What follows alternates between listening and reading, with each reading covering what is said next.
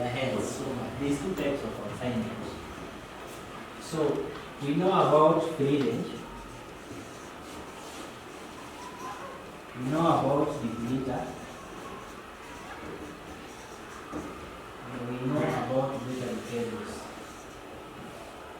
So there are these three forms of farming we use in our country. Free range kila mtu anajua, si ndio? Ikifika asubuhi wewe fungua mlango, kila mtu aenda jitafutie, tupatane jioni. Kirudi kulala. And then the bleater is just a hole like this, and then you put the birds in. But now the cage free, this is a cage system, better cage system. This is the one we really don't like so much because of what it does to the birds. It causes stress and we classify it as poor housing as well. Now, there are other nutritional deficiencies that are also associated with veterinary cages, as well as metabolic disorders.